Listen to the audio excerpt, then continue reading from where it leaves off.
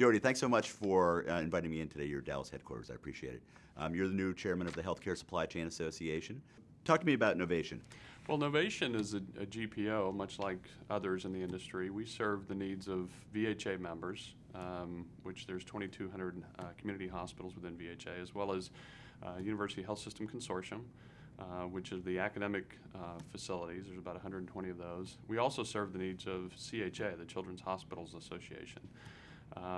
And in addition to that, we provide the support from a contracting standpoint for Provista, which is primarily centered around the non-acute market with some involvement in the acute care market. In terms of the constituents that we serve, we probably have the most diverse group of membership within the Novation group, and it obviously has its upside, it also has its challenges.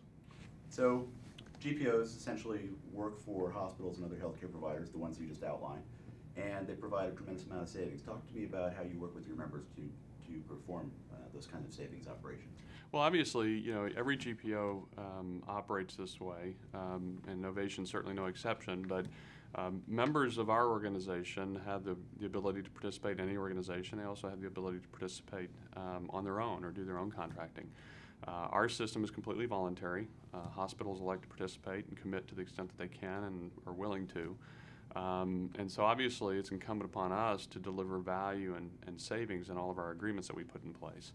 And so we go at great lengths to make decisions that are in the best interest of the members. We also work very hard to negotiate agreements that provide the savings that members are looking for the products that they're interested in, that obviously have the quality attributes that they're most interested in as well. So a lot of rigor applied to that. We also spend a lot of time using our data and information tools to document and compare the prices that we negotiate to those that may be available in the marketplace. And then we put that in front of the members to demonstrate that difference. And clearly that difference allows us to compete in the marketplace and compel those members to participate in our agreements. Obviously, you know, the member organizations that I referenced a few minutes ago, we work with all of them. And many of them have a variety of mixes in terms of their payers, so Medicaid, Medicare, and then private pay. Almost every hospital in this country today loses money on Medicare and Medicaid. And so as healthcare reform advances and potential additional cuts are on the horizon, I think you're going to continue to see financial challenges among the payer mix for all hospitals. And then you combine that with the fact that the private payers will typically follow in the footsteps of the public payers. And then further complicating that today, the margins that most hospitals have hover somewhere around 2 to 5%, which is pretty slim. So increasingly, my belief is that hospitals are going to be looking at GPOs increasingly to help them save money on their number 2 expense, which is supplies and services.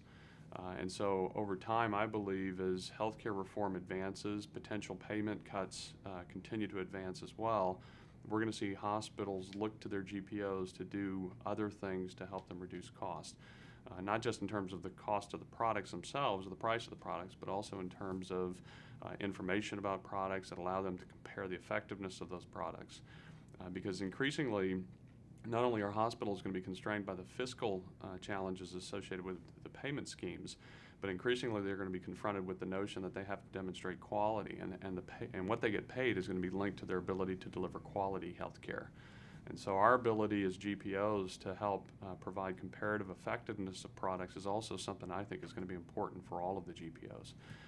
So long term, I think GPOs are going to continue to have a relevant role within the healthcare system today. And also I think are going to increasingly expand that role as it relates to other services that we provide.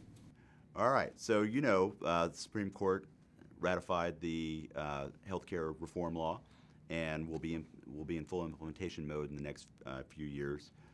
If you had a crystal ball, what would you predict would happen in the next 12 to 24 months? Well, I think increasingly what we're seeing is members are looking to the GPOs in different ways. They're asking for different tools. They're asking for different information that they haven't asked for before.